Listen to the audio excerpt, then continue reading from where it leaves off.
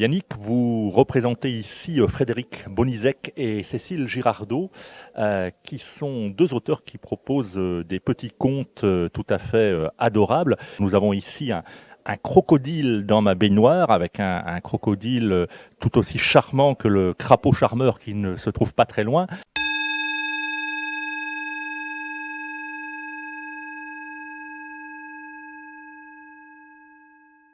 Alors, il s'agit en fait de contes qui se passent en Guyane, puisque l'idée c'était de relier un petit peu la Bretagne et la Guyane, où l'auteur Frédéric Bonizek a été en vacances, et ça a été l'occasion pour elle de rencontrer la maison d'édition qui a pu ainsi éditer le premier tome d'une série de 7, où les personnages principaux sont donc Charlène, qui est une petite fille métisse, maman bretonne, papa guyanais, et qui a toujours vécu en Bretagne, mais qui part vivre au pays, puisque les Guyanais parlent du pays. Et c'est à partir de ces histoires que vont se dérouler un petit peu ces contes qui vont parler de la Bretagne, mais aussi de la Guyane, où là aussi il y a des contes et légendes. Et justement, pourquoi est-ce qu'on parle d'un crocodile, qui en fait n'est pas un crocodile, mais un caïman?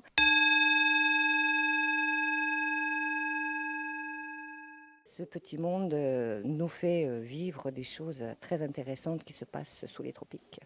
Avec, entre autres, je crois, les peurs que les enfants peuvent avoir face aux animaux qu'ils imaginent pouvoir rencontrer. Et puis, un dernier ouvrage, alors là où on change un petit peu d'univers, quel est ce dernier ouvrage? Alors ce dernier ouvrage, en fait, c'est un petit peu aussi dans la continuité de ce qui s'est passé un petit peu en Guyane, mais là on revient en Bretagne.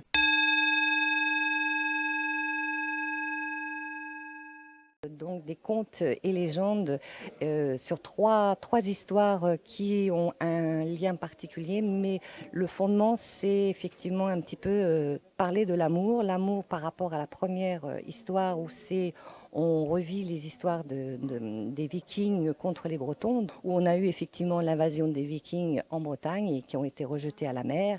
Et de là, on part de cette histoire entre l'amour, entre un conte et une louve. La deuxième histoire, c'est un hymne que je dirais à la vie, l'amour de la vie, de la survie. Le personnage principal doit aller surmonter ses instincts pour justement avoir ce goût de la vie. Et la troisième histoire, qui est une histoire qui se passe au XXIe siècle, où c'est l'histoire de la rencontre justement du père de Charlène et de la mère de Charlène, qui se passe en Bretagne, où on découvre le lien qu'il peut y avoir entre la première histoire et la dernière histoire. Tout ça, c'est un... On l'a compris, un tout, un univers. Les ouvrages de Frédéric Bonizek et Cécile Girardot au Salon Contes, légendes et fantaisie.